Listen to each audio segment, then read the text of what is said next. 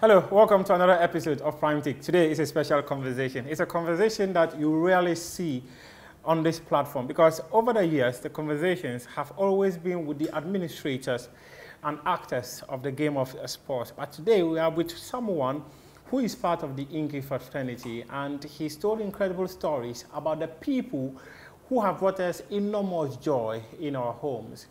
And there's one area about him that many of us actually have come to love so much, and it is his writing skill.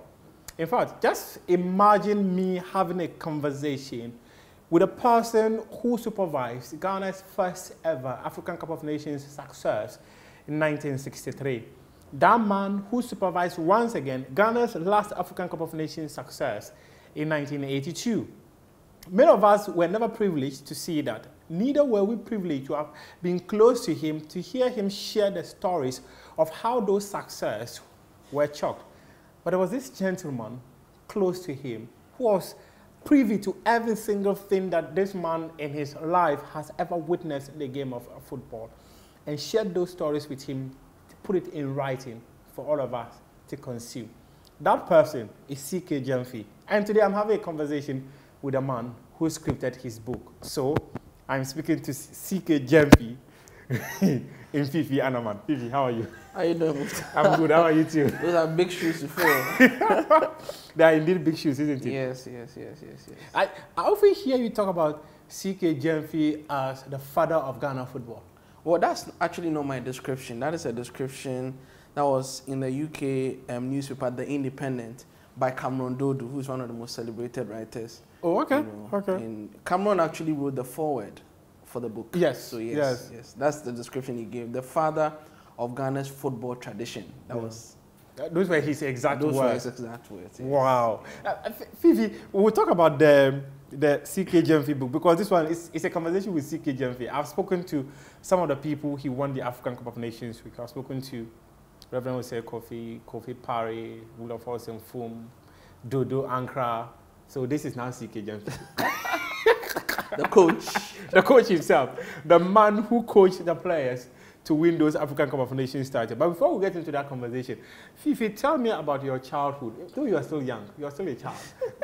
But tell me. Am I? But you are young, Fiifi, aren't you? Yeah, a bit young, yes.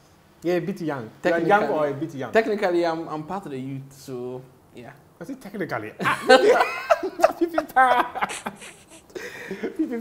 technically, you are young. man. You are young. I will accept that tag. You have actually done stuff that people would look at and say, no, they are beyond this gentleman's age, actually, which is the reality. Yeah, I mean, you could say so, because my story is that I started writing very early in my life.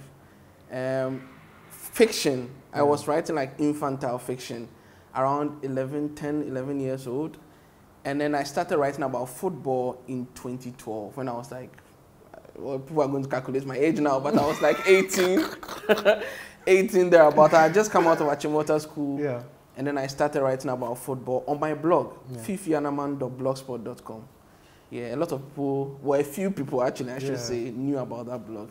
So I started sharing the links of my pieces online, Facebook, Twitter, and people were telling me, oh, you have what it takes to become a football writer. Why don't you pursue it? So I applied to a few football blogs. I did some pieces for them. And then I wanted to go like mainstream. Yeah. So I sent an email to a man called Kent Mensah of Go.com Ghana. And I told him I was a young student about to enter university, and I've started football writing. I wanted to write for Go.com for free. And then he wrote back to me, surprising. I didn't expect him to, saying that he feels, and I'm quoting his exact words, that I have what it takes to become a fine football writer. I remember seeing that description and just, you know, yes, I was just really happy. Because if someone like Kent, you know, celebrated online journalist, you know, one of the best in the system, can actually say that you have the potential, then it means something. So that's how it started. Started on Go.com August 3rd, 2012. And then, yeah, I did an article on 5 players from the local league who deserve to play outside. And I remember those times, there was likes of Mahatma Otu, you know, and the rest. And I did that. And then it started from there. And you wrote one too about how Facebook reunited some two brothers. Yes, I did that. I think that was a Bayan Mahmood story. Yes. Yeah, it was within the Bayan Mahmood story. So how did you land that story? So, well, I think I had written a piece on go.com, and a lot of people were saying, oh, this piece is good, this piece is on Twitter. And then I got this message from, well, a mention from this guy called Bayan Mahmood, who told me he has a very interesting story. So I DM'd him, started a conversation, and then I found out that he was in the north, in Boko, and then fled from the conflict, came down south, and stowed away to Argentina. I thought this is a brilliant story to tell. So I dug into the story, I started interviewing him. I did the story and it blew up. It blew up. I mean, it was translated into many languages across Go.com's platforms. And I thought that was my proper big break, you know, in the trade. And I was really proud of that story. And Kent really encouraged me. He says, Fiifi, you've done really well. You have a bright future. Keep at it. And then another one was the CK Gyamfi interview that I did for Go.com as well. That was what actually started the whole, well, it had started before, but this was what really, really, you know, facilitated my acquaintance with him. So Ken saw that interview and said, wow, this is really good. And from there, I got the opportunity. So you did one with the Gentle Giant shoes? Yes, I did one. That was actually for All Sports. Yes. I'll tell you a brief story. I don't know if we have time, but please do. It was Gary Al Smith. Okay. Who took me to All Sports by the hand. I remember we met at Laboni Junction. You know, he took me to All Sports, and then he spoke for me. He said, this guy is really good. Put him on our team.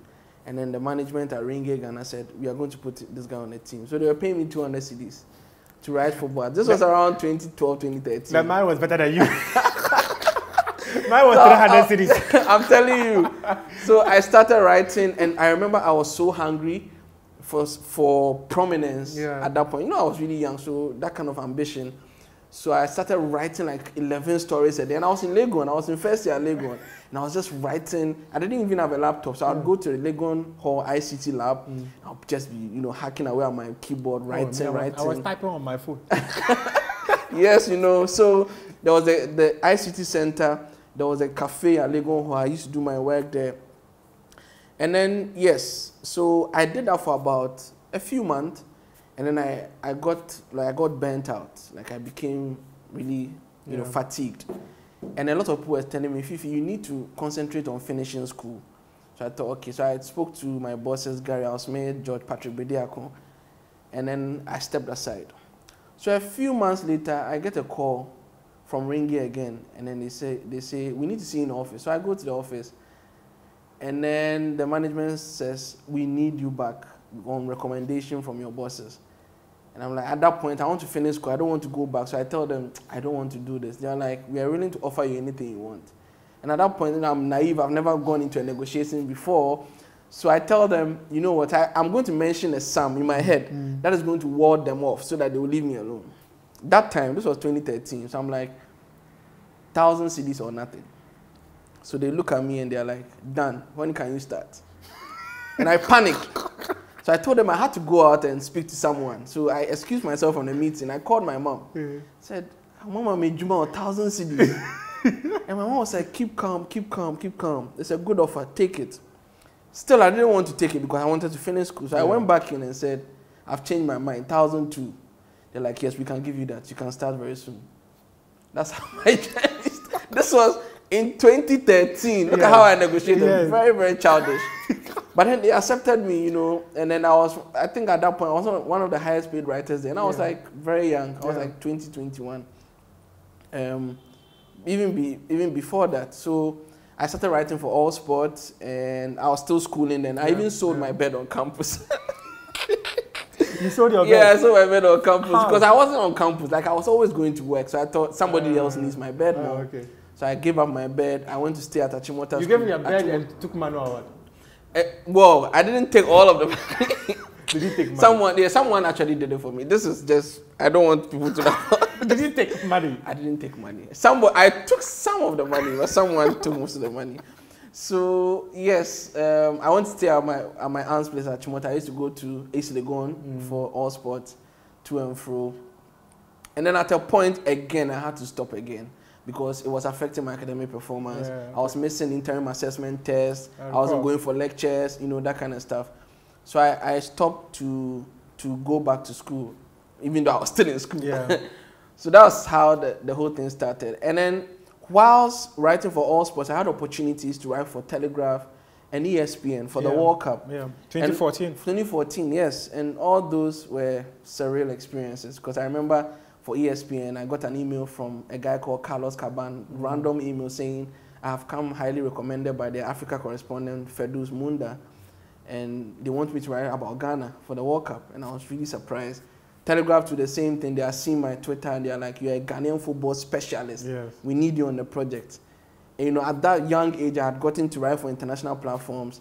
I had gotten to write for Go, Telegraph, ESPN, Super Sport because of Gary Smith as well. So that's how the journey started. So because of the internet, I got exposed very early.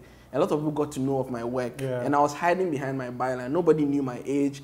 Nobody knew my scope of knowledge. It was just like, and it was, I learned that from Gary. So Gary was very anonymous online. Even though he was using his name, he never used his face in public. A lot of people knew Gary to be the African football guy. Yes. So I sort of took that on.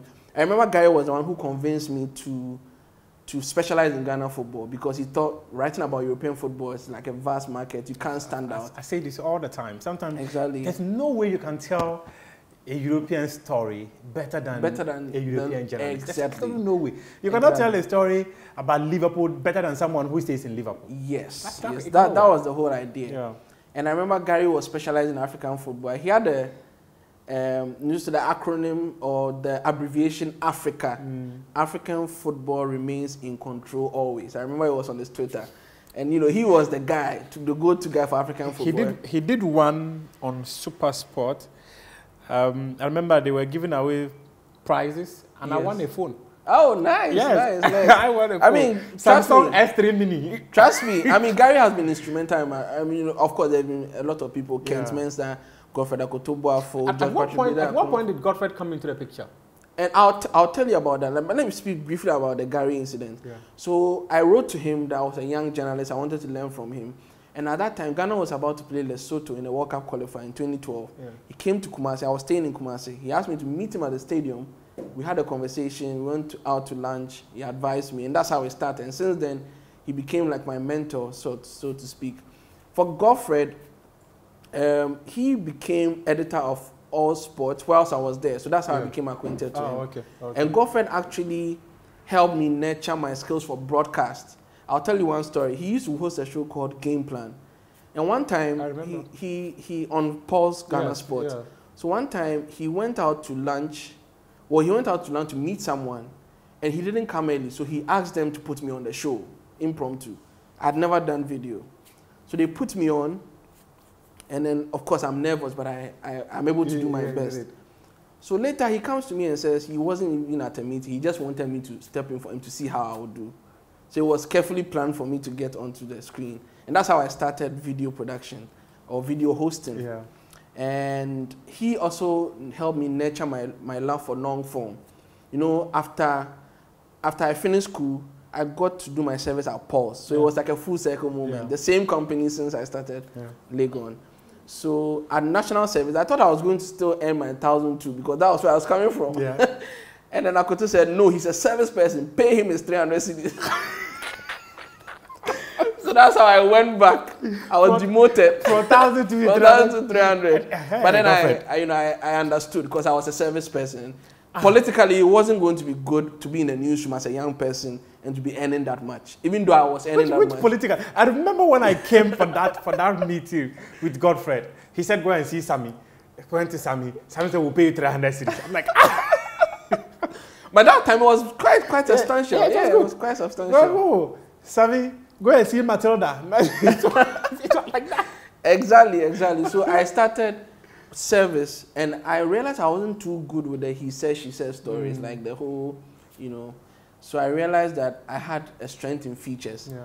So Godfred helped me start a long-form culture at All Sports. So the first article I did, he sent me to the Tesano Sports Club to interview Abeku Jackson. And I came up with a piece called Abeku Jackson, It's All Action. That was my first long form piece in 2016. Yes. That was so I learned from there. And after that, I did the likes of Akwesi Frimpong. I did the likes of 1982 AFCON winning team. Yeah. You did work on Chris Bryant. Chris Bryant, yes. And how the Black Stars stabbed the nation in cold blood. Yes. If it's I did your work. Yes, so all these articles, all these articles. I read your work. So how would you describe your upbringing? It was fairly okay. I was raised by two people in education. My dad was a lecturer of mechanical engineering at KNUST. My mom was a teacher who taught tree at my junior high school. She actually taught me in class. Yes, and she I don't want to say this, but she caned me once. Yes, she caned me once. And the story is interesting. One time, we're going to school, right? You know, I mean, we stay in the same house, obviously. And we're supposed to take our textbook, our 3 textbooks to school. This textbook was on the center table, and my mom didn't tell me to pick it up. She saw it and left it. And we got to school, and she was our first period. You know, I think it was 8 a.m. She walks into the classroom. The first thing she says, "Put your textbooks on your table." Move from a textbook into the table. And so, hey! And I didn't have the way she lashed me that day. And I remember one time too, I went for, JSS 2, JSS 3. I went for senior prefect. And it was going to be difficult to get it because they knew my mom was a teacher, and there was going to be accusations on nepotism and stuff like that. But I went for the interview. My mom was on the panel. Can you imagine? And then she said, "You want to be school prefect? You can't even wash your clothes at home, and you want to be school prefect." I'll never forget that. So my mom was, in school, she's known as a very wild woman. She was known as a very wild woman. If you mention Miss Osei or Mrs. Anaman at KNSCJS, everybody knows him. Everyone knows her. She was very wild, She could speak. She could stand at the staff common room and she could shout for Form 1 students to hear. So yeah, she raised me well. At first, I was thinking that she was being too hard on me, but now when I look back, I'm like, yeah, this woman really shaped me. And my dad encouraged my love for writing, even when I was young. So he wanted to even publish one of the novels I had written when I was 11. I still have the copy. Maybe next time I'll bring it to you. Wow. Yeah, I wrote a book called Evil Sequence when I was 11. 11? You could think about evil stuff and write. I'm telling you. Yeah, so it was almost published under the pen name Gyamfi Anaman. I remember very well, but it never happened. So my dad has always encouraged me. So another story. So my dad was actually the one who took me to Gyamfi for the first time in 2009. Oh, wow. The story was that I told him I wanted to become a coach.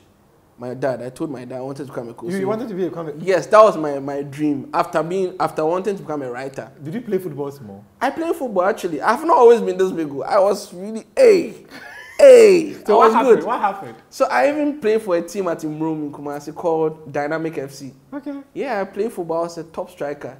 They used to call me Figo or Pele. Yeah. If you can ask people who schooled with me, they'll tell you. Oh, I was a footballer, yes. So I wanted to become a coach, and my dad takes me to see Gyamfi because he says he's this big coach. Yeah, very supportive. He was this big coach. I didn't know about Gyamfi when I was young. So he takes me to his house. We have a conversation. I'm entranced by the man. He's telling me all these stories from the 60s and 50s. And then my dad asks him, "You have a very interesting story. So do you have a book that has all your experiences that we could read?" Gyamfi was like, "Yeah, I'm writing a book. It will be out by the end of 2009. It didn't happen. 2013, I had become a writer. I went to his house, interviewed him. I asked him, "Nana, that book you mentioned in 2009, where is it now?" What has become of it? Says 2013 is happening, so I should look forward to it. Fast forward 2014, and that book that I was expecting to read on the way was something that was offered to me to write. Can you imagine? How did that happen? So this book had been in the West since the 70s. So after I did that Gyamfi interview for Go.com, one of his sons got in touch with me in fact, 2 of his sons got in touch with me on Facebook and said they really enjoyed the article, and it was the best article they had read on their dad, right? So I was really encouraged, right? So later, one of them came down and we met at Osu. I remember Papaye, I remember very well. And then we had a conversation, and he says, "You know that book that my dad says he's been writing? It's been in the works for a long time, but we want you to be the one to write it because we believe in your writing skills." At that moment, I'm thinking, wow. And I was, you know, very young then. This is 2013. So that's, yeah, I should have been around 20. Yeah, 2013, 2014, yeah. So yes, that's how I got on the project. You know, just write it. So before then, I had been going to see TK Gyamfi. After I did the interview, I was going, anytime I'm passing by Kaneshi, Swan Lake, I'll pass by his house. Oh, Nana, what to say? You know, that kind of, so that's how we became friends. Oh, even though he was a good, like, over 60 years older than I was. But he became my friend. Yeah. So I started writing a book with him. And unfortunately, in September 2015, he died. Yeah. And I had to continue without him. And yeah, it was difficult when I heard that he had died because I wanted him to see the book come out. Yeah. Obviously, it didn't happen. So 2015, it didn't happen. 2016, I rewrote the book again. It didn't happen. Is it that, as you mentioned, maybe in the 70s, it has been in the works since the 70s, is that someone was noting down stuff that So CK Gyamfi himself had written a manuscript, about 50,000 words. It's a very old manuscript, typewriter, you know, typewritten. So he was typing them down himself. Yes, so it was a very old manuscript. And that was given to me to be combined with interviews with him. Yes. So what happened was I was using the manuscript to rewrite it. I think it was 50,000 words, but after I had rewritten it, it was like 150,000 words. You know, because I had to rewrite it from the ground up. Yeah. You know, that's how come great personalities, when they use journalists, they want the story to be, you know, artistic and stuff like that. So that was my role in the book. So yes, that's how come it happened. So I was using the manuscript and using interviews with him. And when he died, I had to depend solely on the manuscript, and then do a lot of research at the Graphic Archives. Yes. A lot of research. I had to go through almost every newspaper from the 1951 till 1966 or so. Then I continued from the 70s. I did a bit of the 80s. I did a bit of the 90s. So I was always there. The people there, they know me. Anytime I walk in there, what's up, baby? So, you know, they know me very well. I was always there, buried in research. And that's how it comes. So 2016 didn't happen, 17, 18, 19, 20, 21, 22 before it was published. There was a lot of back and forth. Oh, we'll publish it this year. Oh, it's not ready yet. Rewrite it. No, that kind of thing. A lot of delays. But after 7 years, it finally happened. And I was really proud of the project. And I remember on the day of the launch, I had an interview with you in the morning. I don't know if you remember. On the day of the launch in the morning, I had an interview with you. And then I was feeling very emotional, you know. Unfortunately, I couldn't make the launch because I felt ill. Couldn't show up. This was, I mean, in the morning I was fine, right? Something that was really difficult for me to understand. I was fine in the morning. I went to the venue, Ghana Academy of Arts and Sciences. I went to survey the place. I was really happy. You know, I came back home. Then all of a sudden I fell ill, and I was advised that it wasn't going to be good for me to go to the launch. So I missed it, hospitalized that same night, and I was hospitalized for about 6 weeks afterwards. Huh. You know, so I didn't know what happened at the launch. I had no idea. Later on that people started, oh, we're at the launch and this one, and we all missed you. And, you know, so I started questioning God. So why? You know, 7 years, the day of glory, and then this happens to me. But I guess it's life, you know. I remember when I got there, I was with Gary, and Gary said you were not around. I was like, what happened? So I placed a call to you. Yeah. I didn't get you. I'm like, yes. Is everything okay with Fiifi? It was a difficult time for me, but you know, it is what it is. We'll come back to that aspect, but I want you to talk to me about speaking to CK Gyamfi. Yes. Clearly, when people read the stuff you write, you've become more of a historian of Ghana football. Yeah, that has become my strength. And I think I started loving that part after I met CK Gyamfi in 2013. That's when I started graphic research at Archives. Now, I was writing a book then, when I was in Legon, when I quit all sports. Yeah. I started writing a book called The Blood and Toil of Our Fathers, Tales from Ghana Football's Power Years. This is 50s and 60s. So I was doing research and I was writing and writing. Nobody knew about this. In fact, this is the first time I'm admitting to it. Oh, yeah. On this show. On this show, nobody knew. It's still on my laptop. We hear things for the first time. I'm telling you. I remember when I was speaking to George Jeffrey, he said no one even knows that my father didn't like me, or I was born out of wedlock and what. Yeah. So on this platform, we get things for the first time, actually. So most of the articles you see on my blog on Medium are actually culled from that book. Oh, okay. Yes, all the articles, the 82 Triumph, the article on Chris Bryant, article on Kwame Nkrumah and Real Madrid, the main blood and toil of our fathers, the making of an African football powerhouse, you know, all of those articles. Is it Misadventure? Or yes, that's on a boxer. Yeah, but that's another. It's called Death by Misadventure and Life by Adventure. Yes. That was also a very good read. So talk to me about the history of Ghana football. Now I'm speaking to CK Gyamfi here, not Fiifi Anaman anymore. The national team of the 1950s, right? If you read about Ghana football history, it was fraught with issues. Yes. What actually happened? We've heard about the likes of the Lionheart, Richard Akwe, where there were always issues, Ghana Amateur Football Union and all that. What happened? Well, there was a power struggle in the early 50s for control of football. One faction was led by, I think, John Dakwa. Another faction was led by Richard Akwe. So they were all sort of tussling. But Akwe was more powerful than John Dakwa. John Dakwa was from the Ashanti region. Akwe was from Accra. So what happened was Akwe had been the top football politician since the 30s. So he was the guy, like running the amateur association in Accra. And John Dakwa came in and he wanted to challenge him. So there was this whole thing before the 1951 tour. There was an election, and then John Dakwa won and became the top boss in football in the Gold Coast. But that was before they went on the tour of the UK. So the tour of the UK happened, and afterwards, John Dakwa lost the seat to Richard Akwe. So there was a power shift. So after that power shift, it was very difficult to get Ashanti players playing in the national team because there was a bit of bad blood. You understand? So Ashanti players would not release the likes of CK Gyamfi of Kotoko, the likes of James Ejay, the likes of Asebi Boache to the national team because they were not on good terms with Richard Akwe. So that's what happened in the 50s. So once in a while, they would release them, but in the end, it was just really a whole tussle. So in the end, in 1957, finally, the opposition against Akwe sort of simmered and blew over.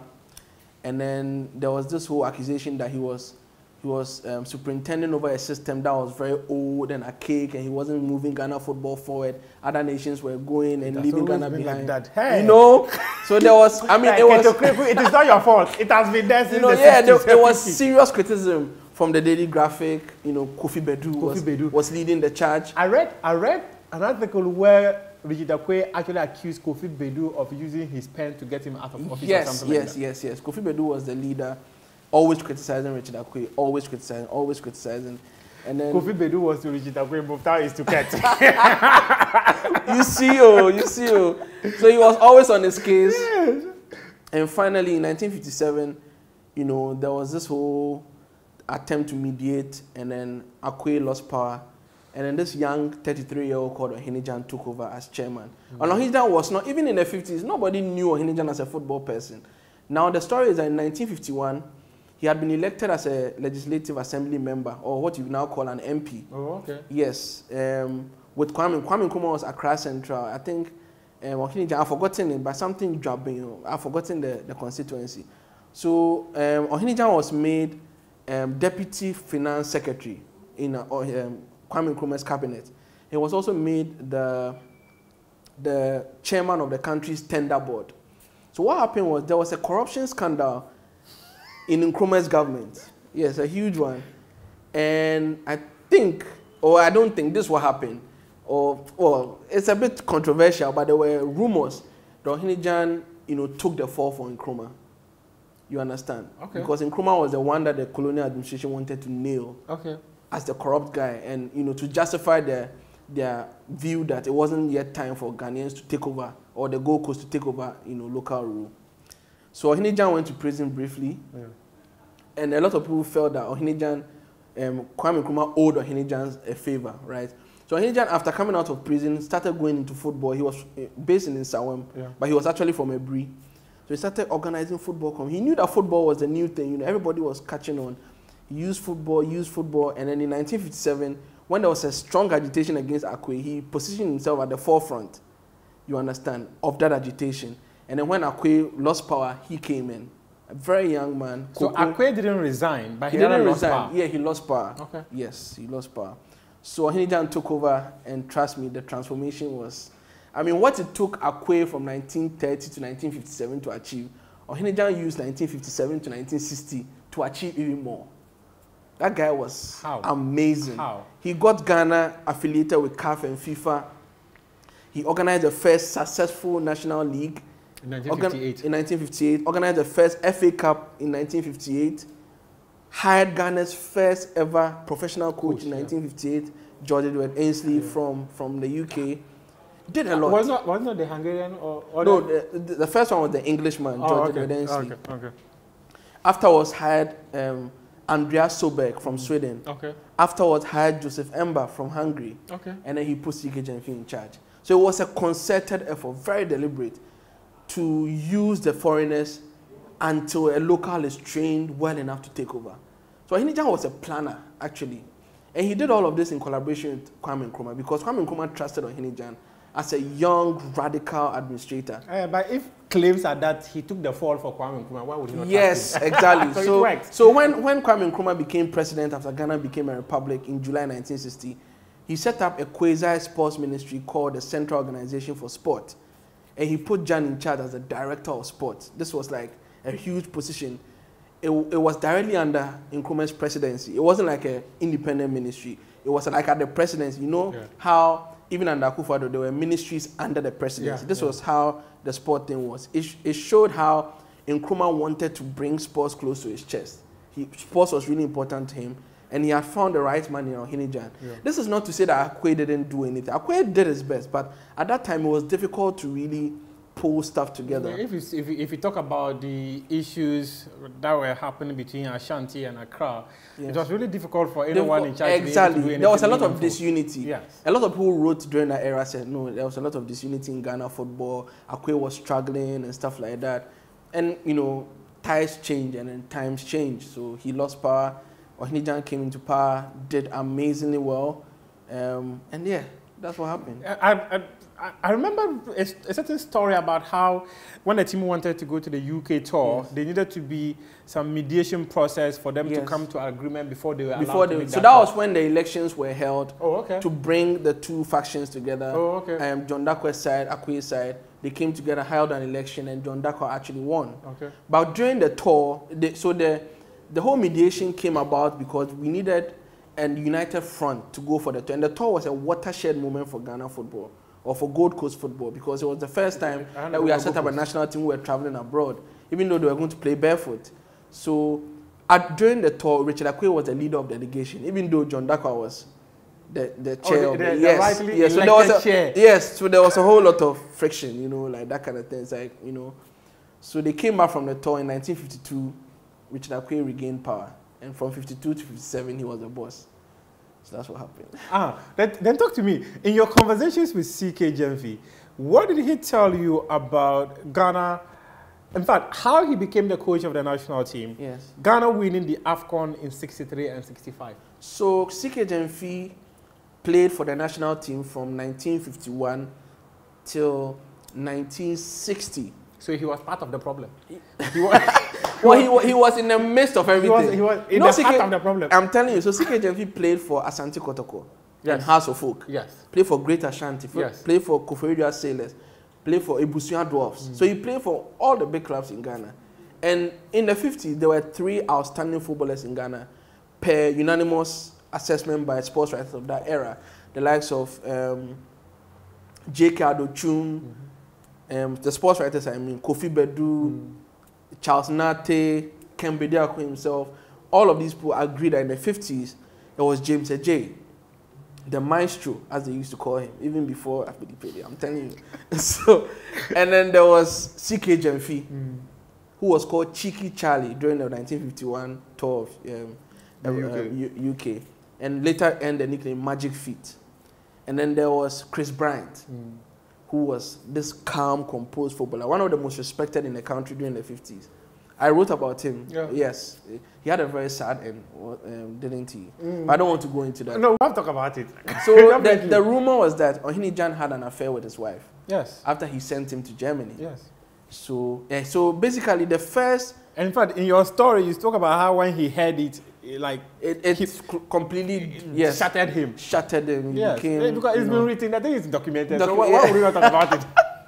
Yeah. So so the first, the whole idea was for Ghana to be Africanized. That was Nkrumah's dream. Africanization basically means putting Africans in charge of African institutions. So in football, even though George Edwards Ainsley was hired, even though Andreas Soberg was hired, even though Joseph Emma was hired, the plan was to put Ghanaians in charge of the national team. So the first training program was in 1958. They sent Chris Bryant and James Ajay, you see again the outstanding players, to Germany, Cologne Sports Academy to study. When they came back, Chris Bryant was supposed to be the national coach, but because of that whole affair, between his wife and someone, Ahunijan, he stepped aside. James Ajay was supposed to take over, but for some bizarre reason, he too didn't get the opportunity. CK Gyamfi was sent to Germany in 1960. Went through the ranks, played at Fortuna, trained at the Henef Sports School, came back and became assistant national coach under Emba. He went there to learn as a coach, but later became a player. So what happened was, Fortuna Düsseldorf came to Ghana to play a series of games. Again, that was Ohinijan's initiative. You see, I was telling you about his achievement. Yeah. He used to bring the top footballers of that era to the country. Dynamo Moscow came, Fortuna Düsseldorf came, Flamingo at a point, Real Madrid at a point. These are top class that came. So Fortuna Düsseldorf came in 1959. After they played Southern Ghana, that was a representative team for the South. And CK Gyamfi was part of that team. And then their president said, this guy is really good. We need him at our club to come for attachment, to learn about coaching. And possibly to play. So CK Gyamfi was sent to Germany. He was learning at the Henef Sports School, but he was training with Fortuna to stay fit. And whilst training, they realized that we need to draft this guy into our side because he's really good. So he played a couple of trial matches. He was signed on as a guest player. And after being a guest player for about 3 months, they signed him on a professional basis. So he started earning like top money at Fortuna Düsseldorf. He was the first black footballer to play football in Germany. Yes. He was a pioneer. And he was the first Ghanaian footballer to become a professional, because at that time, Ghanaian footballers were playing as amateurs. Yeah. So that's what happened with CK Gyamfi and the whole coaching position. So like I said, Chris Bryant didn't get the opportunity, James Ajay didn't get the opportunity, but CK Gyamfi got the opportunity age 32 in 1962. Became the first Ghanaian national coach. And then, but Emba was still his technical advisor, like we have Otoado and Schaefer. Exactly, that was a similar arrangement. But in 1963, Emba was going on leave. No, Emba was relieved of his duties because they couldn't pay him anymore. They were paying him a lot of money. Oh, okay. They couldn't pay him anymore, and CK Gyamfi was elevated to national coach. Was it a strategy to give CK Gyamfi the job, or basically, there are smoke screen reasons. Yeah, so they put CK Gyamfi in charge, and he did marvelously well. So January 1963, he became fully in charge. He took full charge. By December, he had won the AFCON for the first time. And then January 1963 he won the West Africa Gold Cup, which was known as the Nkrumah Gold Cup. 1965, he won the AFCON again in Tunisia. 1964, he became the first, he made Ghana become the first sub-Saharan African nation to qualify for the Olympics. The Olympics, yes. 1961. This was Tokyo? Tokyo 64. Yeah, Tokyo 64. 1961, we almost qualified for Chile 1962. That's what people don't know. We almost qualified. Oh, really? Yes. That was under Emba then, but CK Gyamfi was assistant coach, yes. So there were a lot of achievements under CK Gyamfi. And I should say this at this point. I have described CK Gyamfi as the single most influential person in Ghana's football history for a reason. Every achievement of Ghana football has an imprint of CK Gyamfi. We've won the AFCON 4 times. CK Gyamfi won 3 of them, 63, 65, 82. 78, Osam Dodu won. Osam Dodu was a protege of CK Gyamfi. 1970-71, Asante Kotoko won the Africa Cup. The coaches were Ben Kofi, Edward John Griffin. They were proteges of CK Gyamfi. 1982-83, Asante Kotoko won the Africa Cup again. Guess who was coach? Ibrahim Sande, another protege of CK Gyamfi. 2000, House of Folk won the CAF Champions League. Who was their coach? Cecil Jonas CK Gyamfi's protege. in the early 90s, we won the Under-17 World Cup twice. We won the Olympic gold, the Olympic bronze. Yeah, bronze. First African country to win a medal. During all these years, CK Gyamfi was the technical director of the Ghana Football Association. So basically, every international achievement, well, perhaps by the 2009 was a CK Gyamfi project. You understand? So CK Gyamfi, he captained the Black Stars. He coached the Black Stars. Played for Asante Kotoko. Played for Hearts of Oak. First black professional footballer in Germany. First Ghanaian to be professional.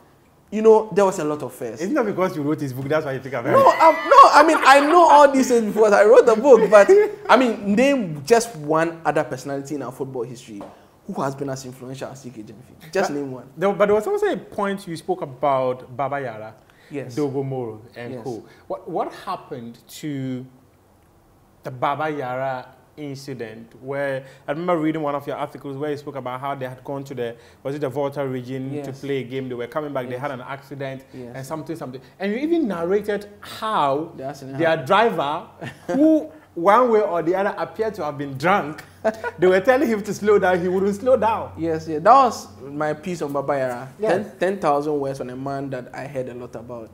Very proud of that piece because very emotional, right? So Baba Yara, even CK Gyamfi said Baba Yara was the best Ghanaian footballer he ever saw. So that should tell you the level that Baba Yara operated at. Young guy, came into the national team in 1955 when we beat Nigeria 7-0, scored some of the goals, became a national star, you know, became captain of the Black Stars at a certain point, the top player in the country. Unfortunately, in March 1963, there's an accident whilst the Royal Republicans team is returning from a match in Ho. In Pando, Yes, yeah, around that side. You know, they reach Peve, they have an accident. Baba Yara, there's a stampede. Baba Yara is stepped on. You know, he has a problem with his spine. He cannot walk again. He's confined to a wheelchair. Many years later, he dies. Out of loneliness, out of pain, whatever it was. So Baba Yara's story is very tragic. Of course, he was one of two players that were recruited from Asante Kotoko to join Royal Republicans, which was an Nkrumah project. Yeah. So what happened was Baba Yara underwent a lot of abuse from Kotoko. And there were rumors that there were some supernatural machinations against him from Kotoko. That's why he had the accident. I'm just saying, I mean, it's not from me. Reverend Oseko, maybe he will try this. Yeah, yes, I mean, Reverend Oseko might be able to speak to this. Because he spoke about how he had to swallow calories. Yes, yeah, there was a lot of juju in Ghana football. CK Gyamfi talks extensively about it. So this is not something extensively. Yes, it's in a book. The chapter is called The Beautiful Game and the Unexplained. That's the chapter about juju. The whole chapter is about juju. And it's one of the chapters that breaks the chronology of the book, actually, because the book is in chronological order. It's in linear form. Yeah. It starts from 1929 and ends in 1922, going through every watershed movement of Ghanaian football. That's why I said reading this book reads like a history of Ghana football, because CK Gyamfi was privileged to have lived through all these iconic moments in football. So it will be difficult for me to do another book on the history of Ghana football to rival this book, because he said everything. Did he also swallow some of the calories? Oh, yeah, he had to eat like the head of a fowl. Huh? Yes, cooked head of a fowl. Yes. Cooked? Yes. I just cooked the but he had to sort of, but there are others, I don't want to give a lot away, but the Black Stars had a dedicated juju man, paid by the association. Yes.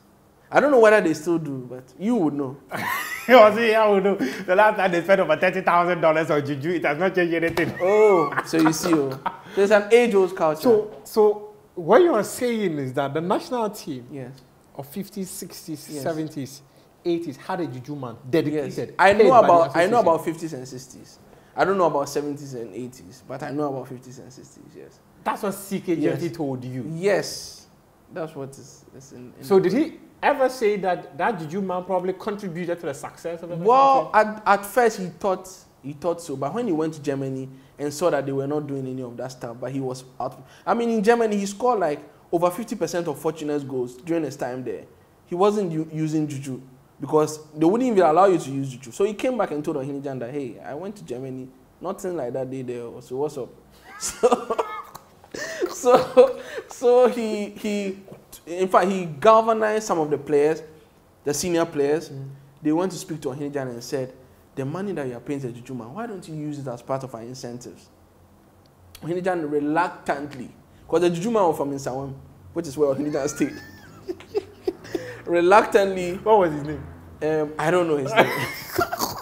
So the Juju man reluctantly, or Ohinijan reluctantly decided, and then the Black Stars went without. But CK Gyamfi, even when he was a student footballer, was using Juju. He admits this in his book. Yes, so it was an ingrained culture in Ghanaian football. I mean, it still is. I mean, I've heard tales about some of our national footballers from the 2006 World Cup using Juju as they were local footballers from people who played with them. So it has been there all these years. So you cannot disentangle or dissociate Juju from Ghanaian football. Did he ever mention that when the team won the AFCON in 63, 65, then President Kwame Nkrumah promised them houses? Did he ever mention that? No, he didn't. I think 65, they promised him a television set. I think they gave it to him, but I don't know about houses. No, there were no problems. They promised CKJ a television set they didn't if promise, they won the tournament. No, they didn't promise actually. So there were no promises before they went, but when they came back, there was a banquet, and then they were awarded stuff. And CKJ got a TV set and some money, right? And the TVs came to Ghana in 1965, so you can imagine that was hot. The hot cake. So where from these stories? No, I know about 70s team that they were promised estate houses. I'm not sure about that. Yes. But in fact, I've spoken to like three of those players who have all told me that in 78 they were promised houses. But Reverend Osei Kofi told me on this very show that they were promised houses by Nkrumah in 1963 and 1965. Osei Kofi was actually a standby member of the team in 63, so he never played a game. He was a standby member. This is something a lot of people don't know. I mean, how? He was... Because he always talked about how talented he and so good he was. No doubt. Osei Kofi is one of my people. You know, he was really talented. But he wasn't part of the team. That's the truth of the matter. You can ask Kembe Diako, you can ask Nana J.K. Adochum, you can ask all the footballers. You can go and ask Kofi Bedu. I think you should introduce you should. In fact, if you go since 2016, since 2014, I've been looking for him. Oh, since 2004, I'm telling you, and 11 years. Mine is just 9 years, please. I'm telling you. So when you get an opportunity to interview Kofi Bedu, I'll personally follow you. I'll stop whatever I'm doing, follow you, and go and stand behind the cameras and watch you do that interview. Because that man is my hero. Absolute hero, the best sports writer Ghana has ever produced. And I credit him in the book as my inspiration. I credit 4 writers actually, Kofi Bedu, Kojo Lane, Hugh McIlvany, and Vladimir Nabokov for being inspirations behind the way I write, the style of writing. Kofi Bedu there, he's amazing. Let's talk about current issues. If you're going to talk about the history alone there, we'll go. I read your recent article on the murder of Ameswari, quite an emotional one. Yeah. But one thing that actually struck me was where you gave a revelation of your relationship with Ameswari and your relationship with Anas Armeyao Anas. Yeah. And you even mentioned that you co-authored a book with Anas. Yeah. How did all these things happen? So somewhere in 2017, and I'm sharing this story because I feel it's about time because everybody knows about it now. So 2017, 2018, I went to an office. Yeah. At that point, I didn't know it was a Tiger Eye office. But I went to an office. A friend of mine introduced me to that office.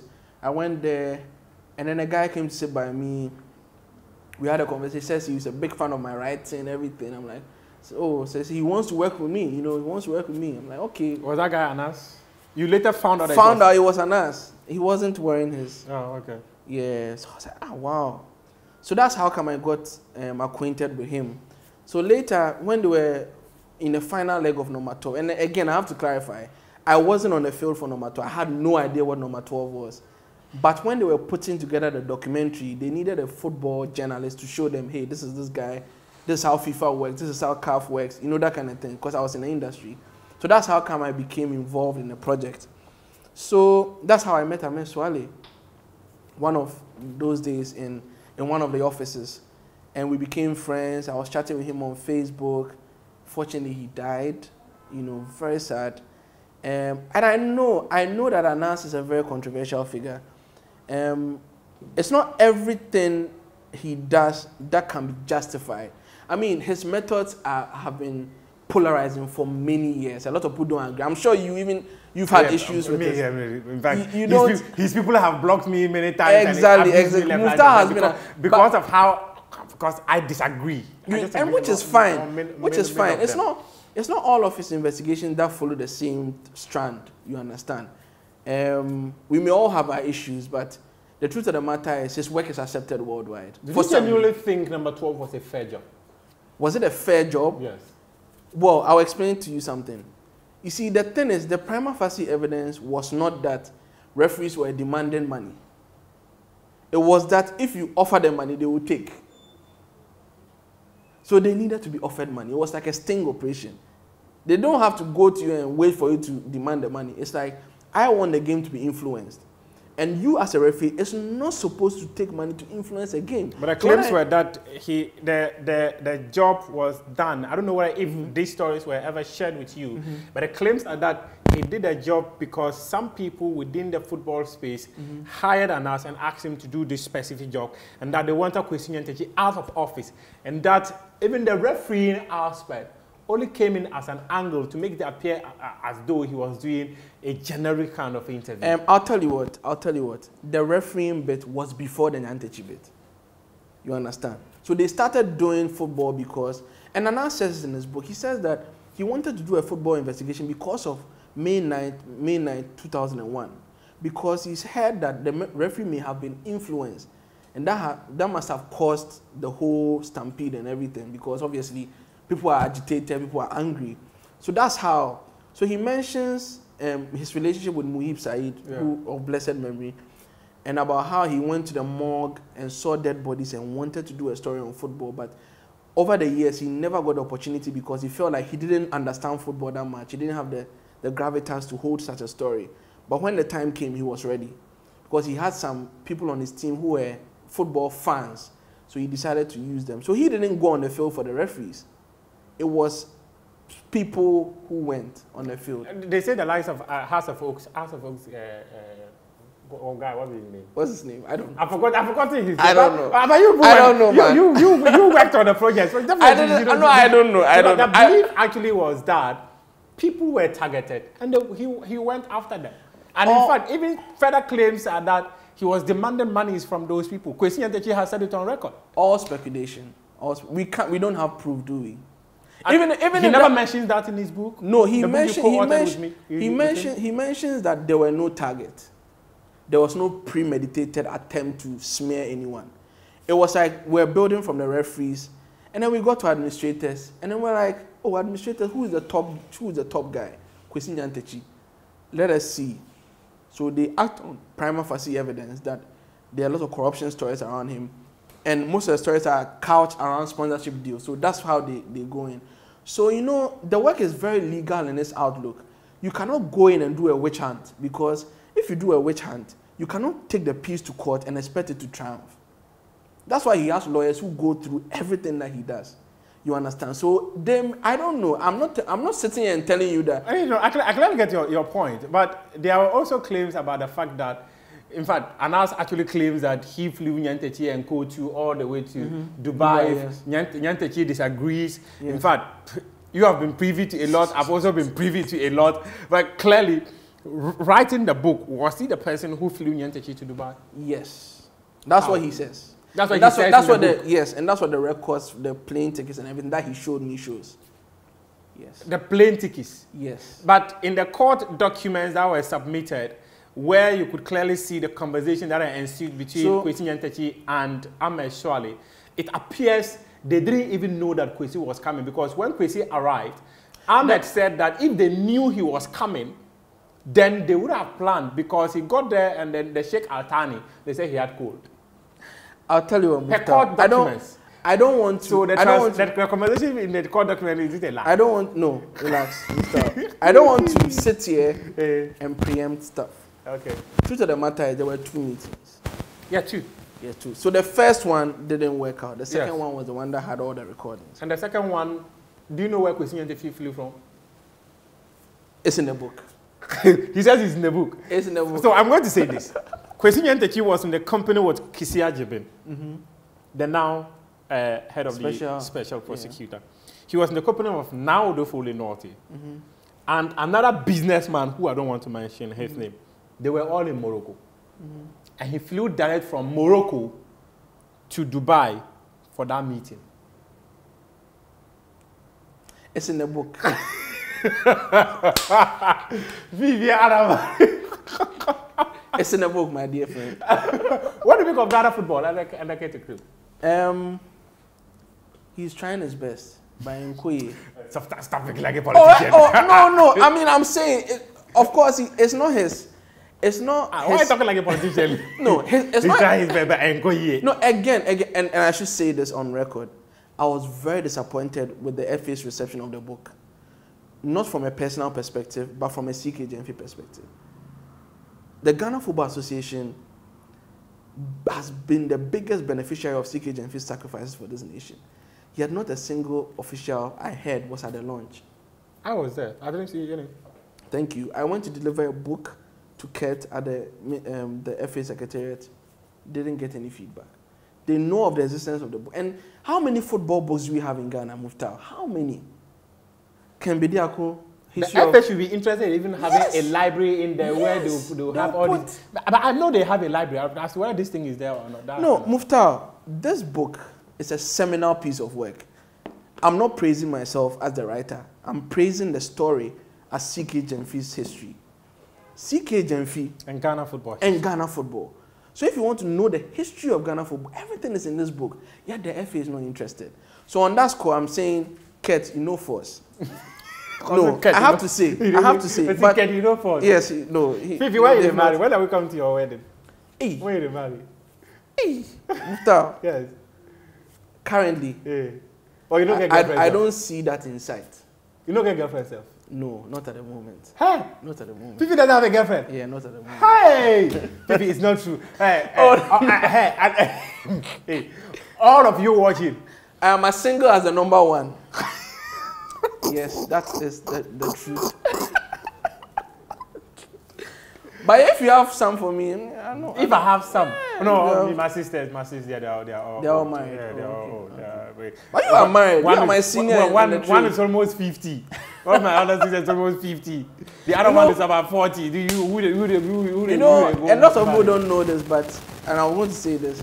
Muftar and I have been friends since our days at All Sports. We don't agree on all issues, like the Anas issue, for instance. We don't agree on it, but we have very deep conversation about our personal. And I want you to know that I really appreciate our friendship. Oh yeah, and thanks for having me on your show. I really appreciate it. Thank you. Is there anything you would wish to say that I didn't mention? Oh, I think we covered all the bases. No, not all. Maybe you said you wanted to know about Abu Dhabi. So maybe you asked me a question. So basically, the International Sports Press Association, AIPS, organized the first ever awards for international sports journalists. 2015, right? 2015, yeah. It was in Abu Dhabi. Yeah. Fortunately for me, and by the grace of God, I ended up winning the award. The first ever AIPS awards winner. Yeah, and I was 21 then. I was a student at Legon. I was the only African nominee. It was a strange experience. Like I said, I didn't believe in a piece. So you are 31 now. Hey, please. I beg you. Anyway. So yeah, that's what happened. So I'll tell you, so I hadn't traveled out of Ghana before CNN Awards in October 2015. Yeah. And then in the space of a few months, October, December, I went to Nairobi, then I went to Abu Dhabi. Abu Dhabi, they flew me business class, put me in a 7-star hotel. I'm telling you, that was and now, like I said, I was 3 years into my when we were sharing the stories, that people were sharing stories, and that was your first time traveling. You didn't have any story to share. I didn't have any story to share, man. Like, it was crazy. So yeah, that's what happened. CNN experience was really good. I didn't win the award, but I was highly commended. Yeah. Then I went to Abu Dhabi. I won that award, and it's one of those things that is looking like it will be like a once in a lifetime experience, because to be able to win such an award, you have to have gone. I mean, this year the entries were 2,000 and something. Yeah. How are you going to select, one winner for each category? Even for the judges to cut it down to the long list, then they go through the judging processes to cut down everything. It's amazing. So it's actually one of a kind. And congratulations for winning that 10 years ago. Yeah, that was 10 years ago. first ever winner. A privilege to be seated here with the Ghana football historian, Fiifi Anaman. Thank you. Anas and Anas is very good friend. And as you mentioned, we will always disagree because I hold very strong opinions on how Anas conducted number 12. You're not the only one. Suleiman Abraham, my current boss. Yes. He also wrote an article saying I wasn't a journalist. Yeah, I remember. I remember. So you're not the only one. Yeah. So and me, for whatever reason, I've always disagreed with it. And in fact, maybe some of the rumors that I also heard surrounding the work, so maybe kind of told me certain things. Like Sani Dara, for instance, he said that he later went and took the money from the press. So, there's nothing to justify that. He later went and took the money. How did he go later? Like I said, I am a writer. I have been brought on board. No, you worked with Anas for how many years? I didn't work. Okay, I didn't work with Anas. I worked for a foundation owned by Anas. Okay, so no, again, so the Tiger Eye Foundation, let me explain. The Tiger Eye Foundation trains journalists in Nigeria. I was brought on board as a content consultant to help with the training, investigative journalism. You understand? Are you an investigative journalist? No, I am not. So how are you going to train people there? I'm a journalist. You are a journalist? Yes, I'm a journalist. But how are you going to train investigative journalists? Because it's all about writing. So Anas he and his team handle the investigative part. And so you were brought there as a content consultant. That's exactly what you said. Yes, to edit work, to guide the writing. Because my specialty is writing, content creation. So you were taken to Nigeria? Well, we went there a couple of times, yes. I didn't work from Nigeria, but we worked from Ghana. So it was under the auspices of the MacArthur Foundation. You understand? They gave the foundation some money. I think the first one was like $800 something thousand. The second one was like $1 million. Then Anas paid you well, though? Did he pay you well? So you made close to $500,000. Oh, please, I beg you.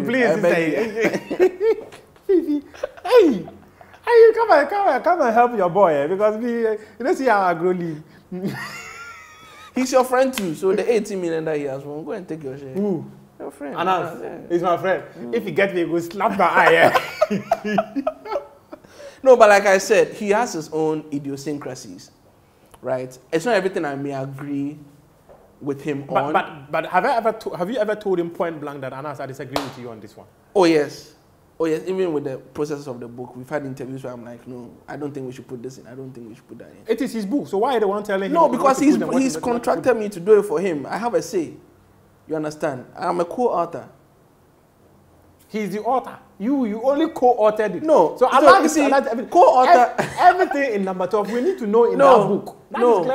Muftar, a co-author is so just by the name, but you do all the work.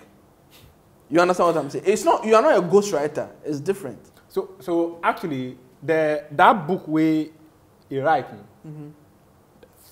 is it purely on number 12? Yes, it's on number 12. It's on the behind the scenes events of number 12. Yes. And did he state everything categorical? Because I remember writing to them about some of the flights of Kwesi. They never responded. Muftar, thanks for having me.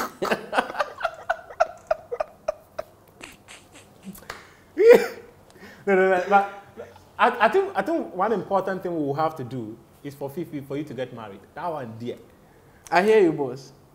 Give me a few more years. At 31, you should be getting married. You don't get time like that, though. So all the salary media foundation for Fourth Estate they pay you. Where they go? Muftar. Where that money they go? Pray for me. I should pray for you. Yeah, pray for me. Heavenly Father, bless Fiifi Anaman, make a fine woman that marry. Amen. Amen. This has been another episode of Prime Take, and my guest was Fiifi Anaman. Thank you very much for your company.